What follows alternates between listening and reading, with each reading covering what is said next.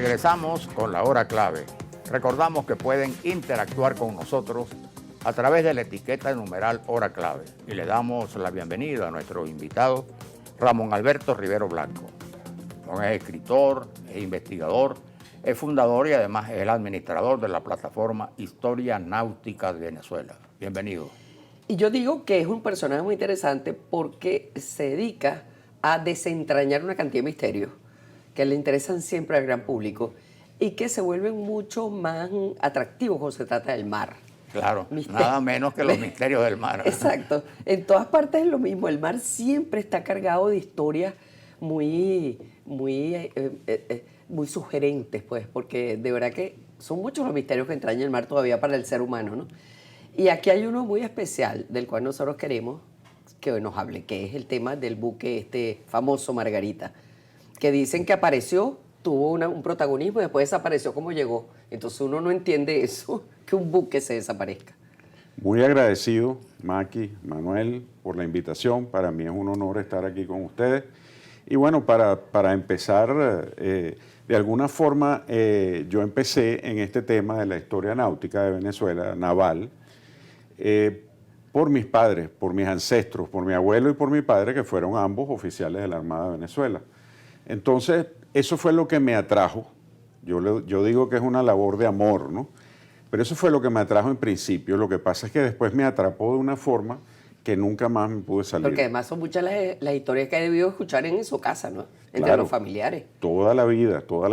En mi casa estuvo llena de visitas a mi padre o nosotros visitábamos a otras personas y yo los escuchaba con reverencia y tomaba notas mentales hasta que por fin empecé rigurosamente la investigación.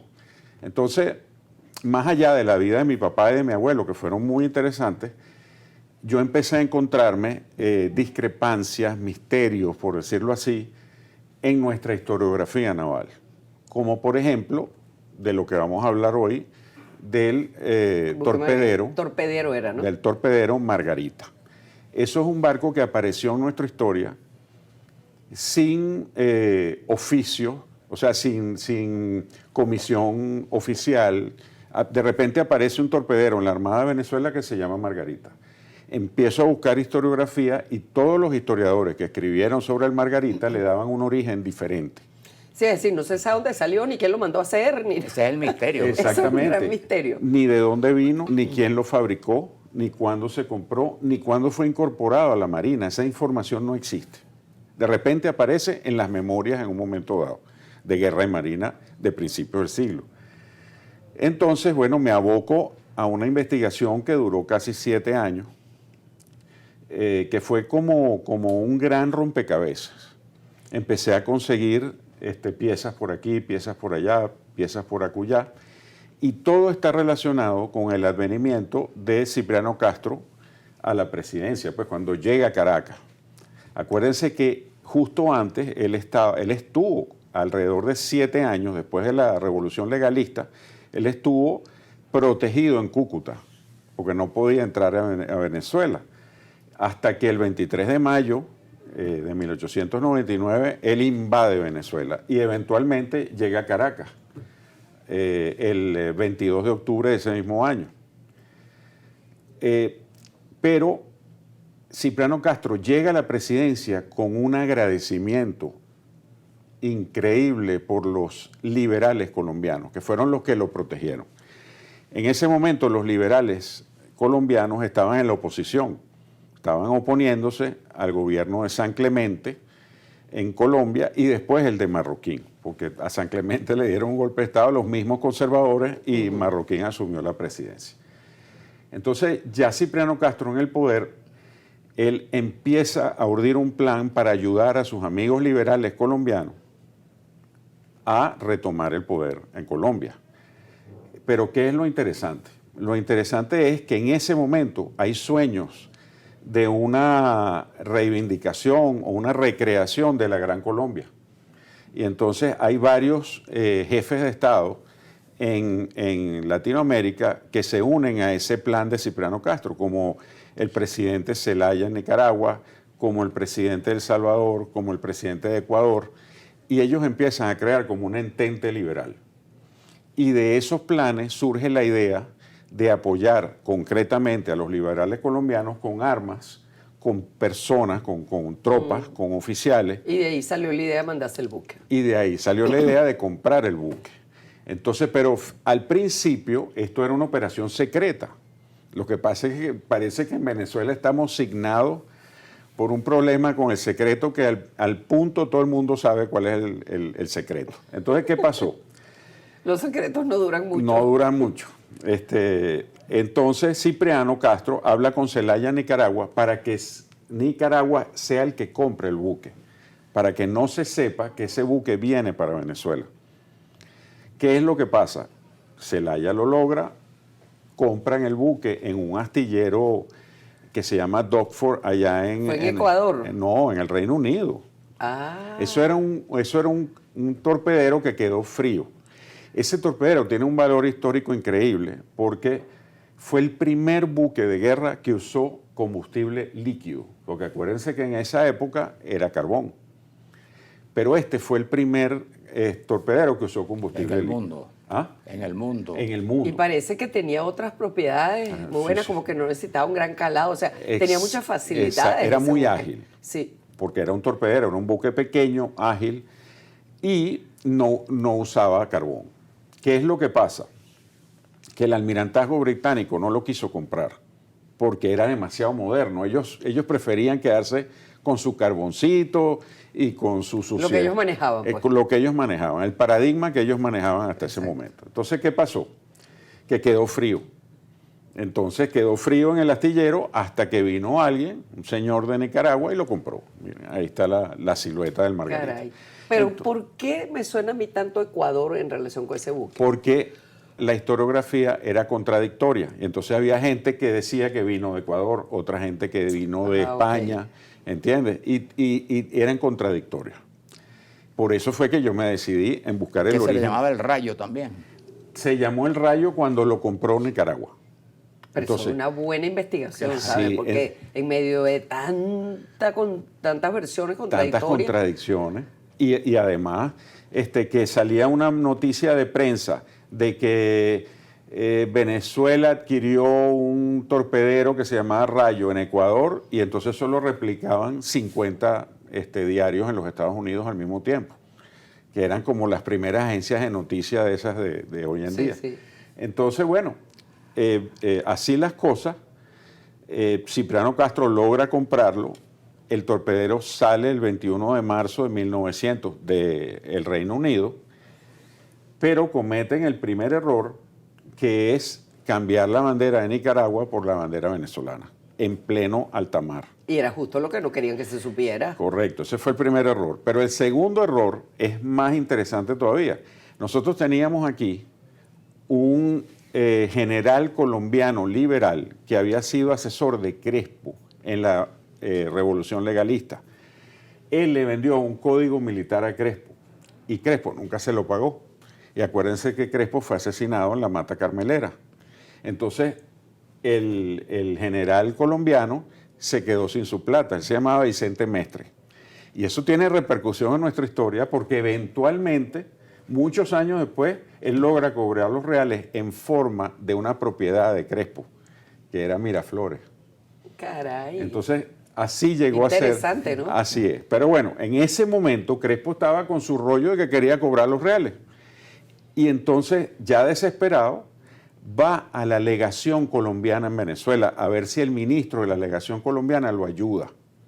Tú sabes, él podía tener alguna influencia con Castro, con alguien, para que le hicieran caso y le pagaran su plata. Claro. Entonces, llega a la legación colombiana y no estaba el ministro, estaba de viaje, y lo recibe Ismael Arciniegas, que era el secretario del ministro de Colombia. Y entonces Vicente Mestre ha cometido la infidencia de hablar con Arciniegas, pedirle que lo ayude con el ministro para cobrar sus reales del código militar que le vendió a Crespo. Y en el momento ese le dice, pues es que nosotros vamos a acabar con ustedes los conservadores colombianos, porque acabamos de comprar un barco Bueno, pero el tipo además le faltaba un poquito de cordura en la azotea. Así es. Porque entonces justo les va a buscar. nos tiró por la borda, como decimos nosotros, ¿entiendes? Porque le reveló a los colombianos la operación que estábamos haciendo. Claro. Ok, el barco llega a Puerto Cabello. En Puerto Cabello, en nuestros puertos principales, en Maracaibo, en Puerto Cabello, en Ciudad Bolívar, en La Guaira, siempre había presencia de cónsules colombianos y extranjeros en general. Y ellos estaban observando lo que estaba llegando y se dieron cuenta que llegó el barco que había mencionado Vicente Mestre, los colombianos. Y vio cómo lo armaron, cómo lo cargaron de armas y pertrechos, cómo lo cargaron de tropas. Y el barco salió de ahí para Maracaibo, donde fue apertrechado aún más en el castillo San Carlos, en Maracaibo.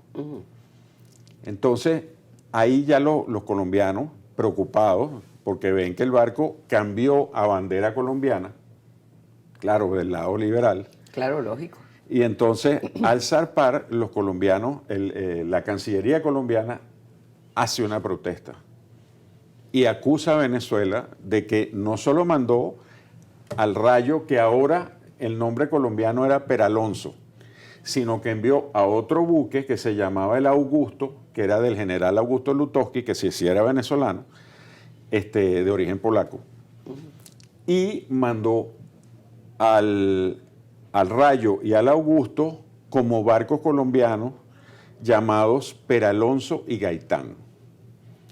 Y esos dos barcos, la misión que tenían era efectivamente ir a la costa atlántica de Colombia y vigilar esas costas, meterse por el Magdalena, que es el río que divide a Colombia entre dos.